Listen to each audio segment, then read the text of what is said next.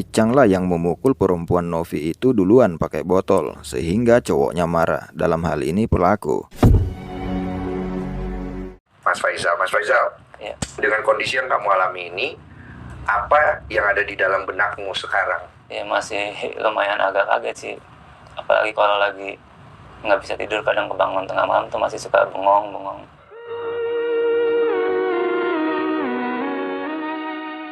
Faisal atau lebih akrab dipanggil Icang. Icang ini merupakan korban dari kebiadaban orang pada saat acara komunitas Vespa di lapangan Bina Marga, Gunung Putri Bogor pada hari Sabtu malam, tanggal 14 September tahun 2024. Icang dulunya adalah anak punk. Ia mulai aktif di punk sejak tahun 2008 silam. Icang sebagai anak punk kreatif yang mempunyai karya.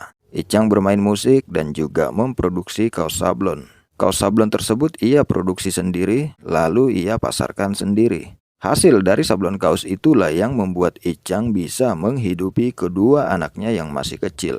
Icang sendiri bukan anak Vespa, tapi entah kenapa Icang bisa berada di acara Vespa tersebut, yang seharusnya Icang tidak berada di sana pada malam itu. Mas Isal, kecewa sama diri sendiri, apanya? Ya kenapa saya ada di situ lagi, ke lokasi itu, terus sampai bikin saya kayak gini gitu. Emang waktu kejadian itu kenapa bisa ada di sana, Mas?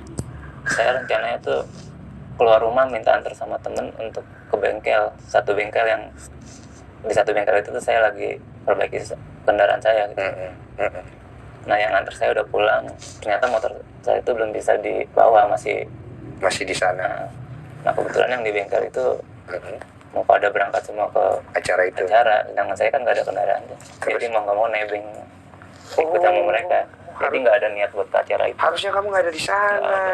Icang adalah anak punk yang baru mulai belajar hijrah, mendekatkan diri kepada Yang Maha Kuasa. Saat Icang sudah mulai hijrah, Icang justru mendapat ujian yang sangat berat, yang belum tentu semua orang bisa melewati ujian tersebut. Iya, Icang harus kehilangan kedua bola matanya untuk selama-lamanya akibat dari kebiadaban orang di malam naas tersebut. Meski Icang mendapat ujian yang begitu berat, Icang tetap sabar, santai menghadapi ujian tersebut. Icang sangat bersyukur karena di malam peristiwa itu Allah hanya mengambil kedua mata Icang, bukan mengambil nyawa Icang. Sehingga Icang bersyukur karena masih diberi waktu untuk bisa bertaubat kepada Allah Subhanahu wa Ta'ala. Karena Icang tidak bisa membayangkan bagaimana seandainya di malam itu nyawa Icang yang hilang saat sedang mengkonsumsi minuman beralkohol. Tentu itu jauh lebih menakutkan bagi Icang. Karena Icang sadar masih ada kehidupan akhirat. Dan target semua manusia adalah kehidupan akhirat, bukan kehidupan dunia. Mereka mabuk? Mabuk. Kamu mabuk?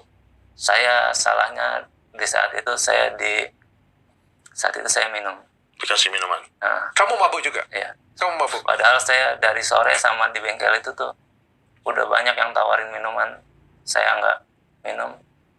Cuman nggak tahu kenapa Di malam yang itu? saya sesalkan sampai saat ini, saya di malam itu saya minum, tapi yang saya alhamdulillah di malam itu saya nggak diambil nyawanya, cuma diambil mata saya aja. Allah. Coba kalau Allah ambil saya di saat saya minum itu.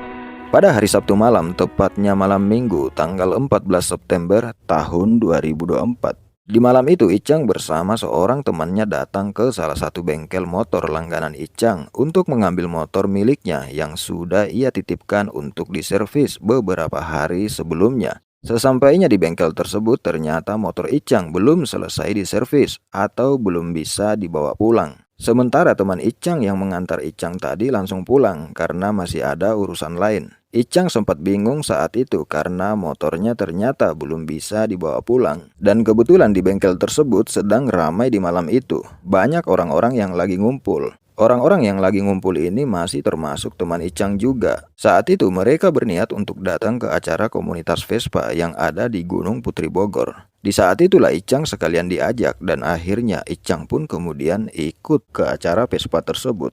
Icang kemudian berangkat ke acara Vespa tersebut dengan berboncengan sama temannya yang memang merupakan anak Vespa. Teman Icang yang anak Vespa ini membawa kedua anaknya yang kembar ke acara tersebut. Sesampainya di lokasi, teman Icang ini justru pulang lagi ke rumah, berniat untuk memandikan anaknya yang kembar itu. Tinggallah Icang di tempat itu berdua sama temannya yang juga bukan anak Vespa. Beberapa saat kemudian ada seorang perempuan yang memanggil Icang, dan ternyata perempuan tersebut adalah Novi yang merupakan teman lama Icang. Saya ya luntang-lantung aja keliling-keliling di acara itu, ada yang panggil. Yang panggil itu ya teman lama. Teman lama perempuan panggil saya. Icang gitu kan. Icang kemudian mendekat ke arah perempuan itu. Perempuan itu tidak sendiri, tapi banyak rombongan teman-teman pria yang lain di tempat tersebut, termasuk pelaku di dalam kasus ini. Icang kemudian bersalaman dengan Novi ini, termasuk Icang juga bersalaman dengan teman-teman rombongan Novi yang lain yang mayoritas laki-laki. Teman dari Novi ini sudah dalam keadaan pengaruh alkohol saat itu. Mereka juga ada yang berjualan minuman beralkohol, sehingga di saat itulah Icang disuruh beli minuman tersebut. Icang kemudian membeli 1 botol minuman tersebut, lalu kemudian diminum bareng-bareng di tempat itu. Di saat itu Icang hanya asyik ngobrol dengan perempuan Novi ini. Di saat Icang sedang asyik ngobrol itulah kemudian tiba-tiba Icang dihantam oleh terduga pelaku di bagian rahang. Diduga ada sekitar 5 orang lebih pelaku yang mengeroyok Icang di malam itu. Icang yang mendapat pukulan bertubi-tubi di malam itu akhirnya membuat Icang tidak sadarkan diri, lalu kemudian pingsan. Di saat Icang pingsan inilah membuat pelaku leluasa melakukan aksinya yang sangat-sangat biadab. Sementara teman Icang yang melihat Icang dipukuli malam itu mencoba untuk memberikan pertolongan. Namun teman Icang justru tidak luput dari pukulan para pelaku. Meskipun mendapat pukulan, namun teman Icang tetap menolong Icang dan membawanya ke rumah sakit. Icang mulai tersadar setelah ia berada di rumah sakit. Namun ia belum sadar jika kedua bola matanya sudah hilang. Icang mulai tersadar setelah dokter melakukan tindakan operasi dan mencoba memberikan cahaya kepada mata Icang. Namun saat itu Icang tidak bisa lagi melihat cahaya tersebut. Di saat itulah Icang mulai tersadar. Ternyata kedua bola matanya sudah tidak bisa lagi melihat. Perasaan Icang benar-benar hancur saat itu. Icang berpikir bagaimana nasib kedua anak saya yang masih sangat kecil dan masih membutuhkan banyak biaya. Namun seiring berjalannya waktu, pelan-pelan Icang mulai ikhlas dan tabah menerima ujian yang diberikan Allah Subhanahu wa Ta'ala kepadanya. Icang juga sudah mulai memaafkan para pelaku karena Icang sadar jika menyimpan amarah, dendam itu hanya merusak kesehatan mental dan fisik diri sendiri. Semuanya sudah terlanjur terjadi sehingga Icang mulai ikhlas menerima semua itu. Dipasrahin ya Nani. Jadi itu yang mau kita bahas nih. Kenapa saya telepon Dr. Richard Lee? Karena Icang ini bukan sembarang orang. Karena dalam waktu yang bersamaan ada 2 case orang yang matanya rusak kan. Satu lagi juga diundang sama DS kan. Tapi reaction mereka berdua ini berbeda. Nah, itu rahasia apa? Kenapa Icang bisa setabah isu, setenang itu, dan dia bisa menerima takdir ini, dan dia nggak panik, dan dia malah sering ucap alhamdulillah. Nah, itu yang mau saya ceritakan ke netizen semua. Icang benar sudah ikhlas? Kalau untuk saya ikhlas sih. Untuk ya karena Allah yang ngasih saya penglihatan, kapanpun Allah mau angkat nikmat penglihatan saya, ya saya ikhlas karena cuma titipan sih. Kamu udah maafkan orang yang melakukan itu ke kamu? Saya maafin, cuman kita kan ada di negara hukum, jadi hukum tetap berjalan. Tapi untuk memaafkan korban, saya maafin. Allahu Akbar. Namun maaf dari Icang bukan berarti harus menghentikan proses hukum kepada pelaku yang sedang berjalan. Harapan Icang saat ini adalah bagaimana supaya pihak kepolisian Polsek Gunung Putri Bogor untuk secepatnya menangkap para pelaku yang diduga lebih dari 1 orang. 1 orang terduga dari pelaku sudah mulai menyerahkan diri. Terus apa keluhannya hari ini? Masalahnya apa? Dia pengennya sih pelaku yang lain segera. Proses hukumnya agar berjalan dengan cepat. Cepat. Kemudian pelaku ditahan sesuai dengan perbuatannya. Iya. diadili sesuai dengan apa yang diperbuatnya. Kan itu. Kira-kira pelakunya berapa orang? 5 orang lebih Kang. 5 orang lebih. Keinginannya adalah ini ya, buat Polsek Gunung Putri, Polres Bogor berarti ya. Polres Bogor, kasus atas nama Faisal. Sudah ditangani Polsek Gunung Putri, kasusnya penganiayaan. Kemudian yang dianiayanya mengalami cacat permanen, tidak bisa melihat. Dan kemudian pelaku yang sudah ditangkap inisialnya siapa? K. Yang sudah ditangkap berinisial K. Sudah ditahan ya? Icang juga berharap agar perempuan yang bernama Novi pada malam itu supaya muncul menceritakan semuanya, bagaimana kronologi sebenarnya. Karena banyak informasi simpang siur yang beredar yang seolah menyalahkan Icang, bahwa Icanglah yang memukul perempuan Novi itu duluan pakai botol, sehingga cowoknya marah, dalam hal ini pelaku. Padahal saat Icang dipukuli malam itu, justru si Novi inilah yang menghalangi para pelaku agar tidak memukuli Icang. Logikanya mana mungkin Novi menghalangi pelaku yang memukul Icang jika Icang sudah memukuli Novi sebelumnya. Untuk itu Icang berharap agar si Novi tersebut muncul ke publik dan menceritakan kronologi yang sebenarnya, agar tidak terjadi pemberitaan simpang siur yang seolah-olah menyalahkan Icang. Jadi jelasin berita yang di luar itu, Iya, bahwa pengennya- Om itu sebelumnya mukul si cewek pakai botol, akhirnya si cowoknya tidak terima, kemudian akhirnya Itu nggak Om benar. dikeroyok, ya kan? Itu bener nggak? Enggak, saya pengen si cewek ini muncul untuk menjelaskan kalau itu nggak benar. Cewek namanya siapa sih? Pak, Novi. Novi apa? Oh, nama aslinya saya nggak tahu. Novi orang mana? Orang Cikarang. Cikarang, Bekasi. Di Bekasi orang Cikarang. Saya nggak pernah ketemu lagi, udah lama banget. Udah lama dulu kenal nama Novi di mana? Di Mas Berto, Kak. Dari peristiwa yang menimpa Icang ini kita bisa mengambil banyak pelajaran. Pelajaran yang pertama adalah tentang kesabaran.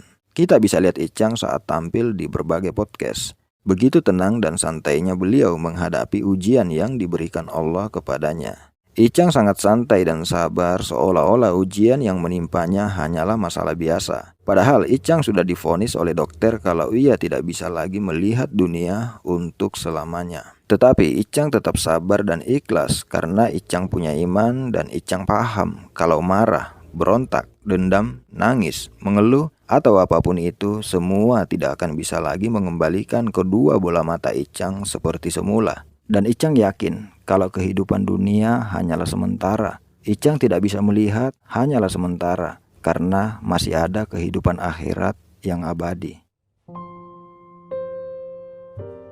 Pelajaran kedua yang bisa kita ambil dari peristiwa ini adalah hindari berkumpul sambil mabuk-mabukan. Karena akan sangat rawan gesekan, rawan tindakan kejahatan yang bisa mencelakakan siapapun akibat dari berkumpul sambil mabuk-mabukan. Selalu ku sakiti engkau dengan dosaku, ku balas segala kebaikanmu dengan kekurangan.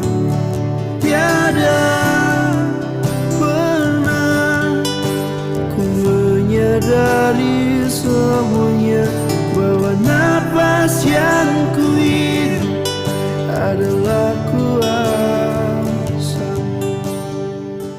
Dulu ada sebuah kisah tentang seorang pria ahli ibadah yang akhirnya terjerumus masuk ke dalam perbuatan dosa besar, yaitu berzina dan membunuh gara-gara meminum khamar, miras, atau apapun itu mereknya yang jelas memabukkan. Pria ahli ibadah ini terjebak di dalam sebuah rumah milik seorang wanita pelacur. Di dalam rumah tersebut ada seorang bayi dan si wanita pelacur itu sendiri, dan juga ada sebotol khamar atau miras. Saat itu semua pintu sengaja dikunci rapat oleh sang wanita pelacur tersebut. Wanita tersebut meminta sang ahli ibadah ini untuk berhubungan badan dengannya.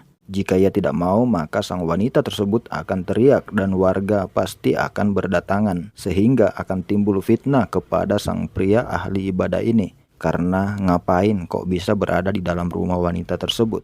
Pria ahli ibadah ini kemudian diberikan pilihan agar ia bisa keluar dari rumah tersebut. Ia diberikan 3 pilihan, berzina, membunuh seorang bayi, atau meminum khamar. Namun sang ahli ibadah paham jika kedua pilihan itu semuanya adalah dosa besar. Akhirnya sang ahli ibadah ini kemudian memilih meminum khamr saja karena menurutnya minum khamr dosanya lebih ringan dari kedua pilihan tadi, yaitu membunuh dan berzina. Namun apa yang terjadi? Setelah mabuk, sang ahli ibadah kehilangan akal sehat. Ia lupa semuanya. Setelah kehilangan akal sehat, akhirnya pria sang ahli ibadah ini berzina dengan wanita pelacur tersebut dan juga sekaligus membunuh bayi yang ada di dalam rumah itu. Berawal dari meminum khamr, perbuatan dosa yang ahli ibadah takutkan sebelumnya akhirnya diborong juga semuanya. Dari kisah sang ahli ibadah ini kita bisa belajar begitu bahayanya dampak yang ditimbulkan akibat dari meminum minuman keras.